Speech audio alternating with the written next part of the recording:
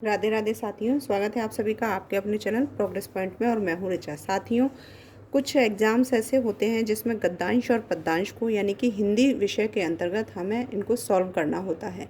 और इनको सॉल्व करने के लिए हम ये नहीं समझ पाते हैं कि आखिर हमें करना क्या है ताकि हमारा सटीक आंसर जो है वो एक गद्यांश या पद्यांश में यानी कि एक पैराग्राफ में या कविता की कुछ पंक्तियों में आसानी से मिल जाए। यहाँ पर कुछ ट्रिक्स होती हैं जिसके माध्यम से हम ये आसानी से पहचान सकते हैं कि गद्यांश और पद्यांश को किस तरीके से हल करना है। जैसा कि आप ये चार्ट देख रहे हैं, यहाँ पर इस चार्ट के अंतर्गत आपको 4 पॉइंट दिखाई दे रहे हैं। इन चारों पॉइंटों के माध्यम से आप आसानी से अपने गद्यांश और पद्यांश को हिंदी में सॉल्व कर सकते हो। जैसे कि आप सबसे पहले नंबर पर आप ये देख रहे हैं कि सीधे प्रश्नों पर आना होता है। तो जो क्वेश्चंस दे रखे होते हैं तो सबसे पहले हमें क्वेश्चन देखना होता है। अक्सर क्या होता है कि एक विद्यार्थी सबसे पहले जो पैराग्राफ या पद्यांश में जो पंक्तियां दे रखी होती हैं सीधे सीधे उनको पढ़ना शुरू कर देते हैं ताकि कुछ समझ में आए कि इसका अर्थ क्या है, जबकि ऐसा नहीं करना होता है। उसमें क्या होता है कि समय जो है हमारा अत्यधिक चला जाता है और हमारा जो प्रश्न का एक आंसर होता है कभी कभी वो भी नहीं मिल पाता है। तो वहाँ पर हम समय की बचत हमारे लिए बहुत मायने रखती है। तो हमें सबसे पहले करना क्या होता है कि सीधे सीधे प्रश्नों पर आना होता है हमें, यानी कि जो पैराग्राफ होता है उसकी तरफ हमें बिल्कुल भी नहीं जाना है। सबसे पहले हमें यहाँ पर सीधे प्रश्नों पर आना है, प्रश्नों को पढ़ना है। तो जितने भी प्रश्न वहाँ पर दे रखे हैं तो सबसे पहले उस प्रश्न को पढ़ो। प्रश्न को पढ़ने के बाद तब फिर आपका जो भी गद्यांश या पद्यांश है उसकी तरफ आप अपना एक रुख करना चाहिए। दूसरा पॉइंट हमारा ये आता है कि प्रश्न का उत्तर मिलने पर उसे रेखांकित कर पूरी लाइन को कर देना चाहिए। यानी कि जैसे ही हमें लगता है कि ये हमारे प्रश्न का उत्तर है तो वहाँ पर जो है हम उस प्रश्न के उत्तर को रेखांकित कर देंगे ताकि हम दोबारा ढूंढने में अपना समय बर्बाद ना करें। मैं ये वीडियो आपके लिए अभी तो केवल इनको चारों स्टेप को बता रही हूँ, इसके बाद मैं पूरी एक डिटेल में वीडियो भी बनाऊंगी इसके बाद कि गद्यांश और पद्यांश को कैसे हम हल करें। वहाँ पर पूरा एक गद्यांश की एक पैराग्राफ होगा और पद्यांश की कुछ काव्यों की एक हमारे पास कुछ लाइनें भी होंगी, तो उसके माध्यम से और आसानी से आपको समझा दूंगी। अभी यहाँ पर हम इन चारों पॉइंटों को फॉलो कैसे करते हैं ये देखना है। तो पहले तो सीधे प्रश्नों पर आना है ताकि हम आसानी से ढूंढ सकें। दूसरा, प्रश्न का उत्तर मिलने पर जैसे ही उत्तर मिल जाता है वहाँ पर हम उस रेखांकित कर देते हैं उस पूरी लाइन को ताकि हमें ये पता चल जाए कि ये और नंबर डाल देते हैं, या फिर केवल आप हल्का सा टिक लगा दें। अगर कोई क्लासरूम में ऑब्जेक्शन किया जाए तो आप केवल हल्की सी टिक लगा दें ताकि आपको ये नॉलेज रहे कि हाँ ये क्वेश्चन हमारा कौन से ये आंसर जो हमारा कौन से क्वेश्चन का है।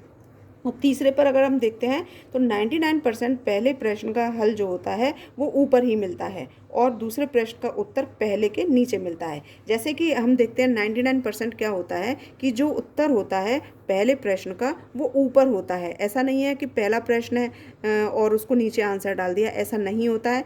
लाइन से ही सारी प्रक्रिया की जाती है। तो 99% ऐसा होता है कि जो क्वेश्चन पहला होता है हल करने का उसका उत्तर हमें ऊपर ही मिलता है, और जो दूसरा क्वेश्चन होगा तो वो उस दूसरे क्वेश्चन का जो आंसर है जो पहले आंसर था उसके नीचे होता है। तो यहाँ पर ये हमें तीसरा वाला भी हमें इस तरीके से फॉलो करना होता है। और अंतिम जो होता है वो इस तरीके से होता है कि शीर्षक पूछे जाने वाले जो प्रश्न होते हैं उनका उत्तर या तो ऊपर शुरू में ही होता है और या फिर वो अंत में होता है।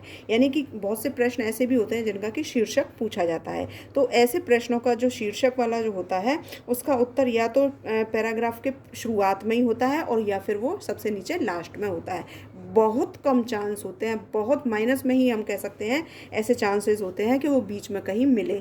तो यहाँ पर हम बिल्कुल हमें इस तरीके से नहीं देखना है कि शीर्षक को हमें या तो शुरुआत में देखना है या फिर अंत में देखना होता है। तो ये चारों स्टेप अगर आप फॉलो करेंगे तो आपके गद्यांश और पद्यांश को बहुत ही आसानी से चुटकियों में ही आप हल कर सकते हो। तो सबसे पहले हमें सीधे प्रश्नों पर जाना होता है ताकि हमें अपना समय जो है उसकी बचत कर सके। दूसरा, प्रश्न का उत्तर जैसे ही मिल जाता है तो उसे रेखांकित कर देना है ताकि हमें समझ में आए कि ये किसी और का उत्तर है। अगर आप चाहें तो हल्का सा उस पर पेंसिल के माध्यम से हल्का सा नंबर लिख सकते हैं।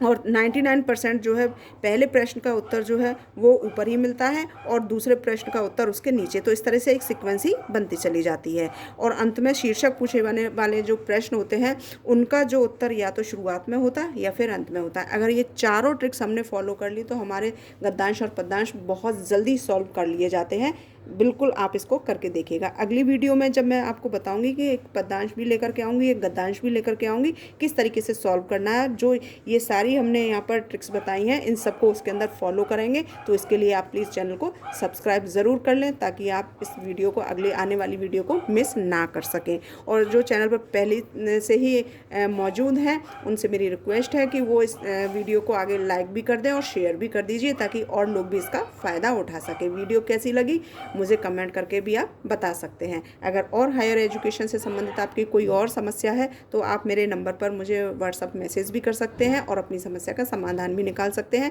आप नंबर नोट कर लीजिए। नंबर है मेरा 9760529776। इस नंबर पर अपने मैसेज करके मुझसे अपनी समस्याओं का समाधान भी प्राप्त कर सकते हैं। वीडियो कैसी लगी मुझे बताइएगा ज़रूर। वीडियो देखने के लिए सभी का बहुत बहुत धन्यवाद। नमस्कार।